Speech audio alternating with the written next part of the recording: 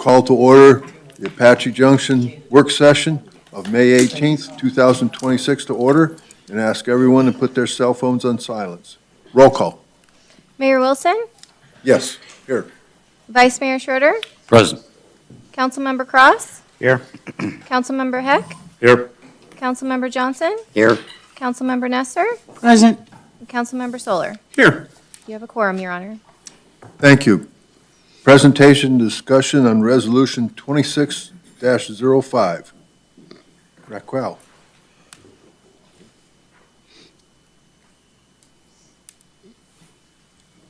Do we need to share the presentation? Okay. He's already pulled up? Send him the PDF. Okay, there we go.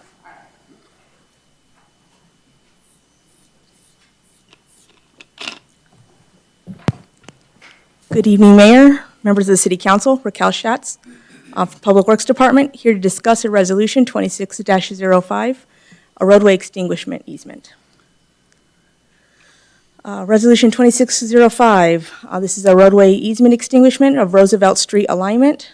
Reason why I say it's an alignment is because it's not a formal street. It has not been used as a street. It's just simply point A to point B. And this will be from the segment of Wickiup to Chaparral Road. Quick background, because I know we haven't been through quite a few of these in quite a while. I think the last one I did was probably like a little over a year ago. So back in the 50s, Congress developed all these easements for purposes to give the city to make streets, grids, so you'd say, because they're just basically point A to point B straight lines everywhere. So we've got these rights-of-ways that the city owns. We don't maintain them all, but we own for purposes for future roadway. So this one here, we got a completed application on January 28th. The application is the actual application. We do ask for Proposition 207 forms of all the abutted residences. We do have a support petition that is also required, and this is required for amongst 300 feet on both sides of the segment, and that needs to be full support from everybody in the area there, and also a non-refundable $300.50 fee. In which the city, Public Works, we contacted all the emergency respondents and other departments in the city, in which we received no opposition of this extinguishment. So like I mentioned before, the alignment is not maintained by the city, and what I mean by that is that it's not a paved roadway. So in the smaller picture on the left, you can see like the green shaded, and you see the red outline. The red outline is what previous directors from both DSD and Public Works have gone through this whole entire area to determine which of these easements the city would be able to extinguish. That they're not going to be landlocking people, and that we're not creating any further issues in regards to non-compliant lots. In this case, however, you can see how tiny these lots are, and it makes perfect sense why we're doing it to this one here. You can see here that the easement is pretty much right smack in the middle of the one structure on the lot. The owner is the one on the top. So just the differences between the two pictures is this one shows the easements in the shaded color, and the other ones are without any of the shades on there.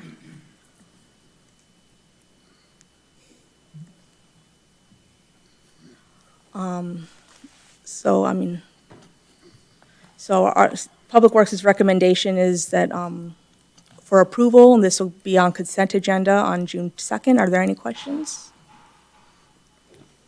Yes. How is a building allowed to be built in that easement? How did it get permitted? You know, that was probably like way early when 50 years ago. things like this weren't happening. I mean, it could have been a lot split that happened that we weren't aware of, or, I mean, this would be another question that we would have to discuss amongst with Development Services who does. Do we want Rudy to come up?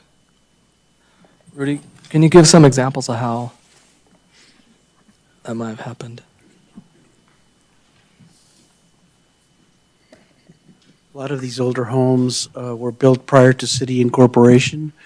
A lot of these homes were built with inaccurate site plans. It could have been a variety of reasons. The current applicant, I believe, wants to do a building expansion. That's why we need to go through this process.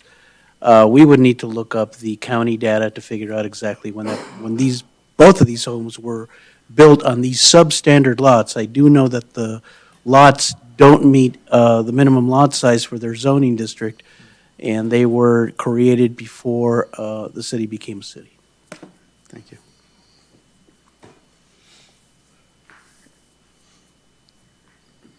Anyone else?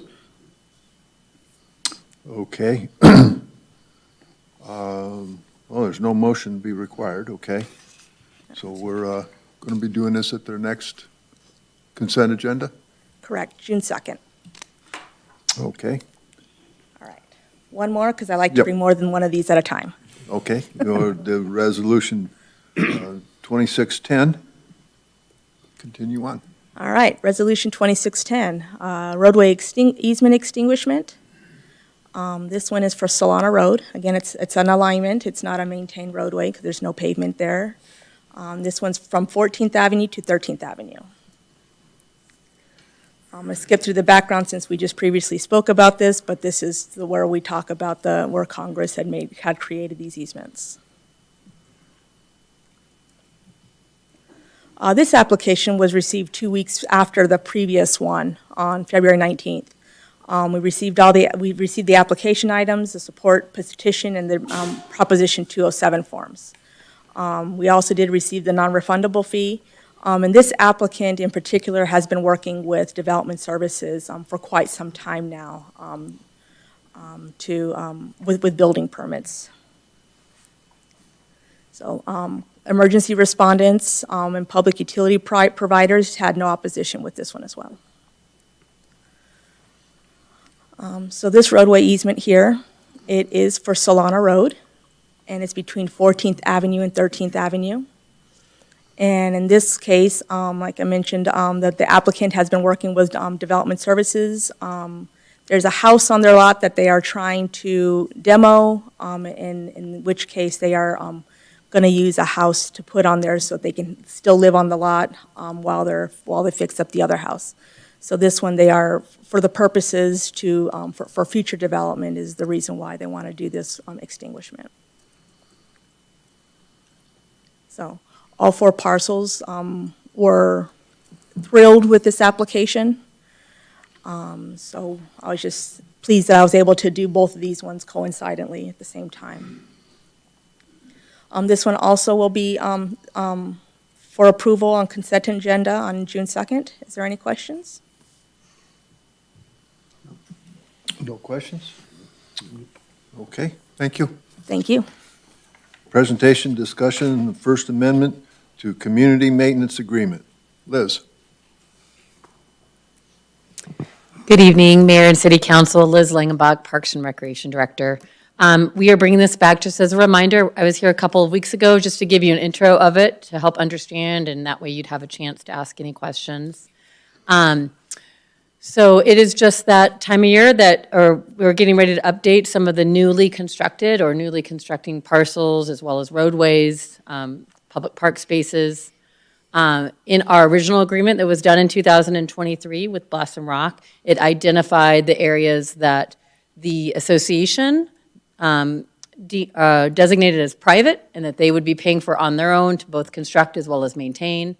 It also designated the open space, parks, and roadways that are public, that either A, that they would be continuing to maintain but are classified as public easements, or those that are classified as public parks, which the city would then be paying for maintenance and operations.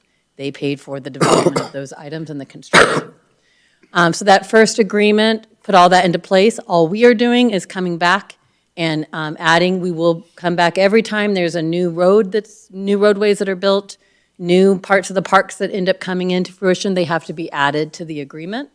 And so we will be, in this First Amendment, all we are doing is updating Exhibit B, which lists all the newly expanded added parcels, And then Exhibit C actually shows the maps that will designate what's public versus what's private and what's also public easement. Everything else about the agreement stays the same. Our agreement of costs and who does what, all of the parameters within that. The timeline, the term stays the same. There's nothing changing except for these two exhibits. We're recommending approval of the First Amendment to the Community Maintenance Agreement. Based on council discussion today, we would bring it back for consent in 2 weeks. And I'm happy to open up any of the maps if you had any other questions or if you have other questions from last time I presented. Yes. Liz, question, you say the Community Alliance maintains the public parks and open space and shares the cost with the city. Is it like a 50-50? So we pay up to a max price per acre, and that is identified in the original agreement. Okay. At the time, we worked with our finance director, our park superintendent. We went through all of our costs that it costs for us to maintain all of our parks.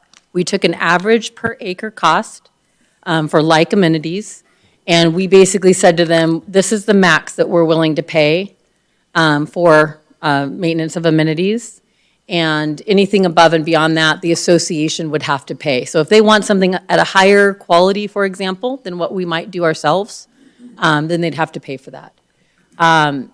Right now, we have not met that in any way, shape, or form. We're still doing pretty well, being well below that budgeted amount. There's also a clause in there that states that if the city were to ever go through tough times and we had to cut the budget or cut maintenance to any of our other parks. For example, let's say that we were cutting costs and we were not going to overseed any of our parks because it was too costly in that year. Then we would be doing the same to these other locations. So it's treating these parks at the same rate that we treat all of our other parks throughout the city. So can the Community Alliance, can they decide, we just want to build a public park over there? Can they just arbitrarily do that? No, so they're part of in our original, and actually, let me go back real quick. Let's see here if I can figure out how to do this in a sensible, oh, it's at the bottom, isn't it? Hold on, let me get to this. Matt, can you see it? It's like not very, What are you trying? oh, I see it. Never mind, I found it. So this was the plan that was proposed long ago whenever this section of Blossom Rock was developed. And we have been using this as our guide to what will be original. This is in the master plan documents, the DA, the development agreement that the city agreed to. So ahead of time, we agreed to what we would be having as future parks. They have to talk with us about what's going to be in these locations. Right now, we are working on design of Central District Park. But we would only take those on if those are meeting needs that we have in our community. We have agreed that these are going to have lakes at them. They do help with the whole one water concept, and they will help to both irrigate. These lakes help to keep water for reclaimed purposes for all of our irrigation needs as well as the community needs. So they can't just do it on their own.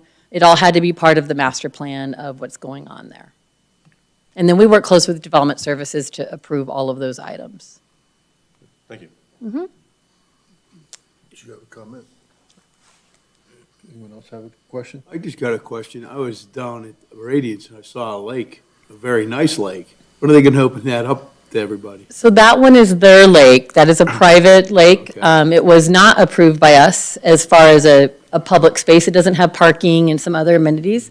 They are using that as, again, their ability to have reclaimed water, that'll be a storage pond, that then they will irrigate a lot of their areas with that. I think they are planning on opening up fairly, I don't know if Rudy knows better than I do, but I think they're opening up fairly soon, that new section. We will have a lake at our city expansion project down south. There will be a lake in the Radiant side, along with the police substation, the library branch, and the rest of the park. All right, just happened to see it and go, oh, I know. What's that? fountains and everything. And they're Yep. paying for it. Yeah, they're paying for that one both to construct as well as to maintain. It's not a public facility. It's their maintenance, their. Okay. No other questions? Thank you. Thank you. Okay, presentation discussion on livestock feed. This is something that Daryl had come to me and talked to me about it, as well as something that I had been trying to, well, say, work on for over the past few years. And I'm going to turn it over to Daryl for the discussion. So this came up from some constituents reaching out, and this happened probably a little over a year or so ago, that they came out and said, hey, you know, why is AJ charging sales tax on livestock feed? And I really hadn't paid much attention to it, but sure enough, went to Shoppers and found out that they hadn't been charging sales tax. And the city came to them and said, you guys are messing up. You owe X amount of back taxes. And so we started questioning it, because the state has a rule that allows cities to not charge that tax. And it turns out that a lot of our other cities around us do not charge a sales tax on livestock feed. And that's hay, supplements, pellets, chicken feed, anything that deals with livestock. Doesn't include wild bird seed or parakeet seed, things like that, just livestock feed. And in fact, I just sent Matt, is there a way you can put that on the overhead? I went to Mesa Feed Barn today and went ahead and purchased, that's the receipt on the left side. We'll zoom it up a little here. Yeah, the receipt on the left side, I bought 2 bags of bulk feed. And as you can see, there's no tax. And then next to it, just a recent purchase that I did at Shopper Supply. And you can see that there's a tax of 89 cents on the 2 bales of feed. And when you do the math, that's 2.4%. So we're charging a food tax on something that's not human consumption, it's horse consumption in this case. So basically, a lot of the community goes to other cities to buy feed to avoid paying a sales tax. And I look at it this way. If a lot of people are similar to me when it comes to equine. I go into the store purposefully looking to buy some kind of feed, whether it be pellets, whether it be hay, and there's always something new and shiny that I have to buy, whether it be fly spray, whether it be, you know, some hardware and whatnot. But if I'm going to another city to make a purchase and I see those same shiny things, that tax revenue is going to that city versus to our city. And I think as little as we're charging for a sales tax, if we can keep people shopping here in AJ, buying the other things that go along with livestock, not just the feed, that we will more than offset that small loss of revenue. You know, 89 cents on 2 bales of feed doesn't seem like very much. But if I had walked in there and bought, you know, a couple $100 like I did a few weeks ago, actually bought a lot more than that, but and generated a bunch of sales tax for our community. So that's where this came about. And talking with Mayor Wilson, you know, it was something that we've had not just one constituent come up and ask us about. We've had several, and so open for discussion. I would like to bring up. I went in and researched a lot of this back in 2016 is when they made that sales tax exemption. They made it for the purpose of people that were farmers and ranchers. People that were raising animals for food consumption. It was not for people, it was not, let's have this big thing and save people money on taking care of their individual pets. Because what we're talking about here is basically the few people who actually have horses, or chickens, people that are raising chickens are usually in their backyard for their own egg consumption. So when I'm looking at this, I mean, we're talking about I'm just afraid that you're thinking about opening up Pandora's box. Because there is a very, very small amount of people in our total population that have a horse or have chickens, as compared to all of the people in its entire area. When you look at people in the downtown area, look at along the South Quarter, the only people that this could ever really benefit is the rural. And that worries me that we're taking a special interest group and saying, we're going to do this tax break off the city stuff. And I guarantee you that there are people all across our population that say, you know what? You want to give a break on feeding an animal, why don't you give us a break on milk or bread or something that our families or humans eat? And the fact that this cannot even be measured by the city staff, they have no way of knowing what this number would be to affect us at all. Nor did anybody bring in all of the cities in a list which tells us which cities do charge and which have the exemptions. So I don't feel like there was enough information brought for this, and I cannot get behind something that is only regarding, this was written, I'm read all through this in the state legislature. I saw the things that the different senators and representatives put up.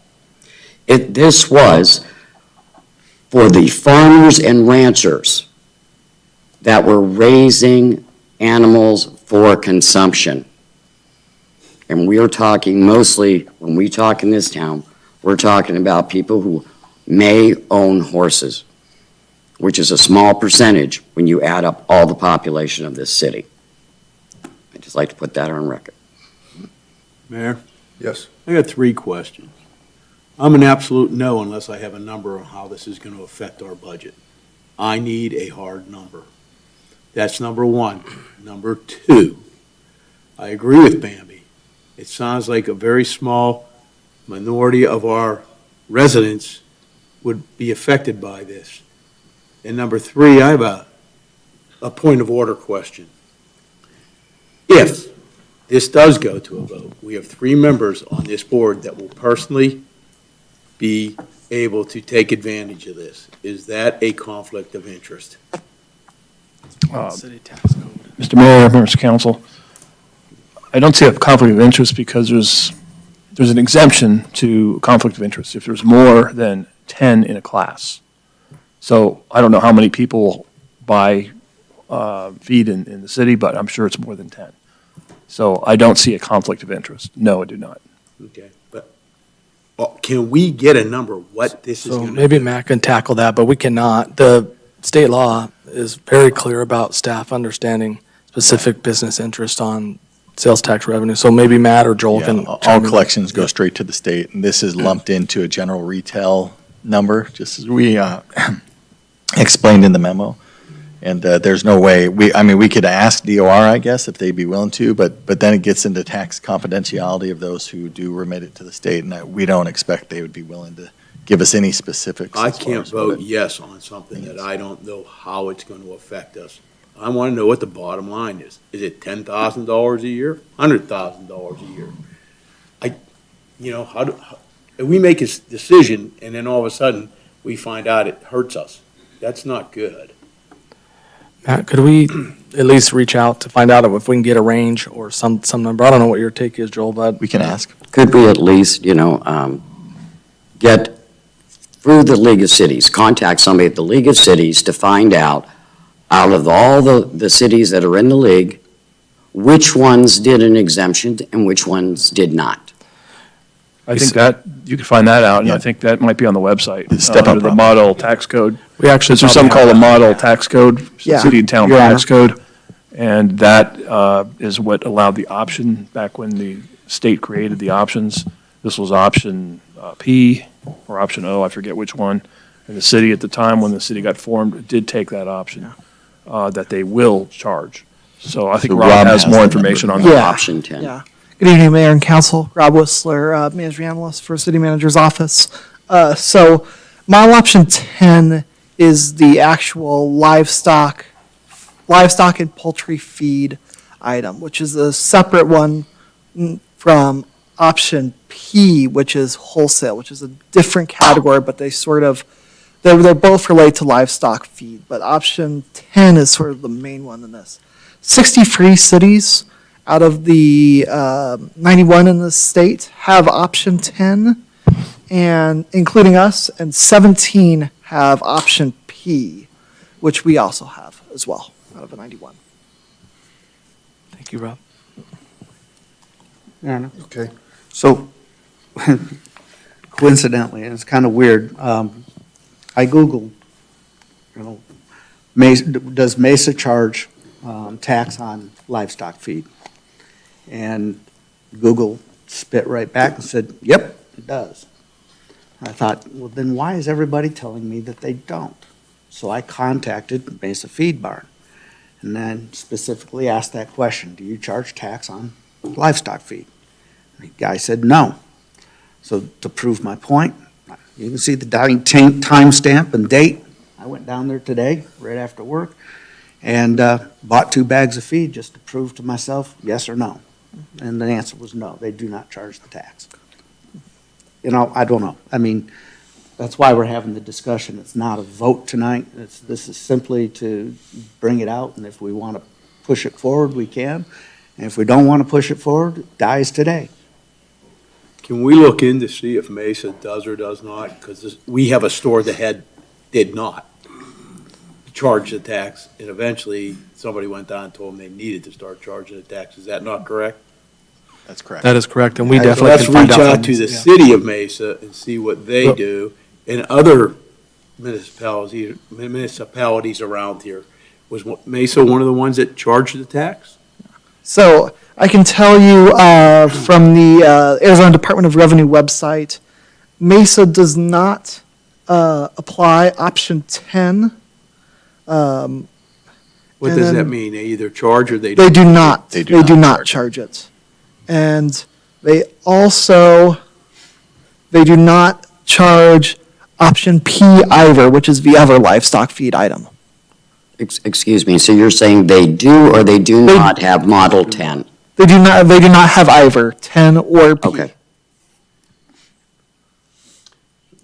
Yes. So I'm assuming that, to my knowledge, correct me if I'm wrong, I think we have 3 providers really that do provide livestock, shoppers, stock shop, and Paula's. Or there's another. What? What? Paula does not supply feed. So 2, Supplements, stuff like that, maybe? Well, if not, then it's, vitamin supplements. so it's 2. Yeah, pretty much Okay, 2 for I'm feed. assuming that the stock shop, I think it's 2. 2, okay. Yeah. Yeah. I believe so. I believe that's correct. I'm one of the ones that buys this, the feed and stuff. I guess my take on this, or my position is, this city lives and dies on its sales tax. And I feel like we need to maximize that whenever we can, and I don't feel that we should be taking this and exempting it. I think we need to be consistent and make certain that we're maximizing our sales tax revenue. Yeah, I actually just have a question for Councilman Cross. Just as curiosity, so what's the receipt below 5 minutes later at 52? On the left there? Yeah. Because that was the printout from your, like. So one's the for my credit debit card, one's That was the- my debit card charge. Yeah. The other one, he handed that to me and we loaded up the food and I says, wait a minute, this doesn't even say what I bought. Can you give me a receipt that at least says what I bought? And that's what the little one is at the top. So the price you actually paid through your credit was 52. $52, and then they gave you a receipt of what you bought under cash for $51.50. Right? It didn't make sense, but that's what he pulled out of the top of the register, so I'm assuming he charged me 50 cents for running a debit card. No. Gotcha. Doesn't say it, but. I'd be a little worried about buying anything from Kinda- any place kinda that little on the doesn't. hinky- Yeah, it's kind of on the hinky side, don't Well, you you think? know, at least the receipt over here on AJ, it actually adds up. I'd be a little worried about shopping in Mesa here if I were you. So, and curiosity, because I don't purchase hay, but this wasn't a hay purchase. This No, that was just strictly, the top one was senior equine, and the second one down for $21 was a 50-pound bag of alfalfa pellets. So is a bale of alfalfa the same price in Mesa as it is? No, actually, well, as of today, the price for a bale of alfalfa in Mesa was $21.95. I don't know what Shoppers would be today. I assume it's probably similar. Well, right, I bought some just this past weekend, and it was $19.99. Yeah. Everybody's been jacking up the prices because fuel Does it always costs. fluctuate like that, like in a matter of a couple weeks? Oh, yeah. AJ's lower than Mesa? Yeah. That much? Well, this was 2 weeks ago. Yeah. Today is. Yeah, it's I mean, today- Add another dollar to that. Yeah. If not more. Right now, basically, feed prices are going up anywhere from $4 to $5 a bale because of fuel costs. I still need a number. I do not like voting on things that I don't know what the facts are. Well, I'm going to make a quick little comments concerning here a little bit in the aspect on it. You know, it is something that, you know, for the people that have horses and have livestock, because there is some people that actually have cattle in this area as well, and they buy feed as well for their animals. They go to other communities to purchase their feed, their hay, their supplements, and it is something that, you know, it's something I've faced for many years now since I've lived here.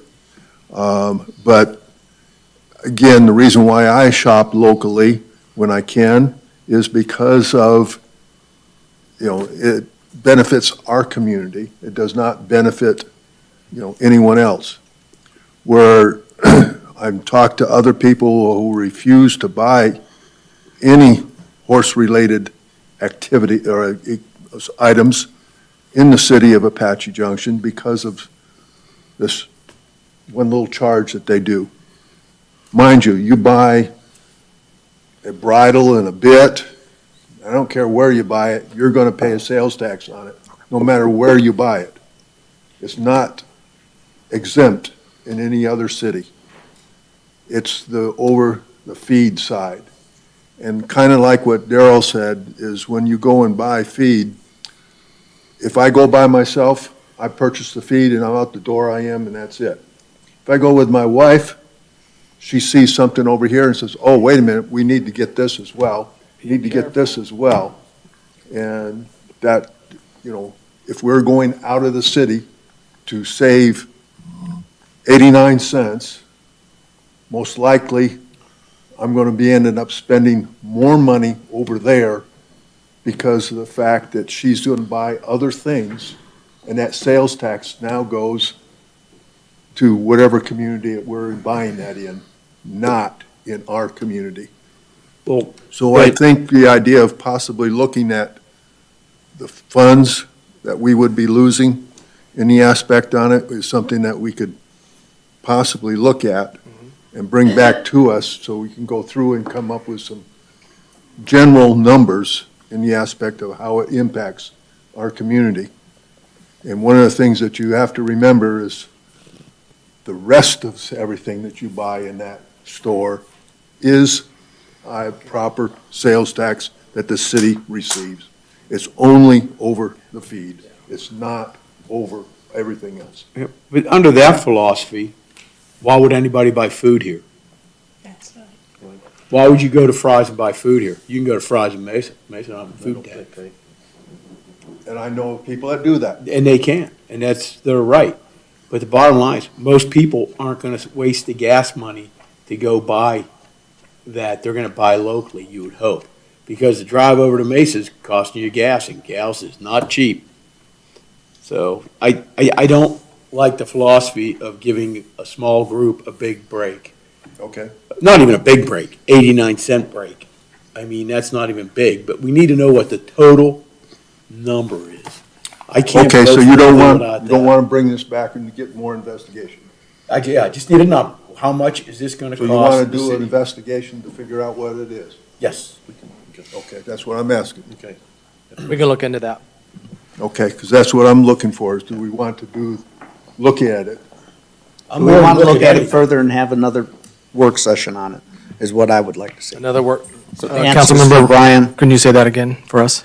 I would like us to investigate and come up with some numbers to answer Brian's concerns Yes, sir. and bring it back to a work session. Yes, sir. I would also like to know what percentage of our populace actually owns the animals that we're talking about feeding compared to the grand total. Okay. Because I kind of work on an 80-20 plan. I feel like we should be looking out for the majority of the people, not maybe 5 to 8%. Any other data? We'll get those and bring it back. Okay? Okay. All right. I will adjourn this meeting.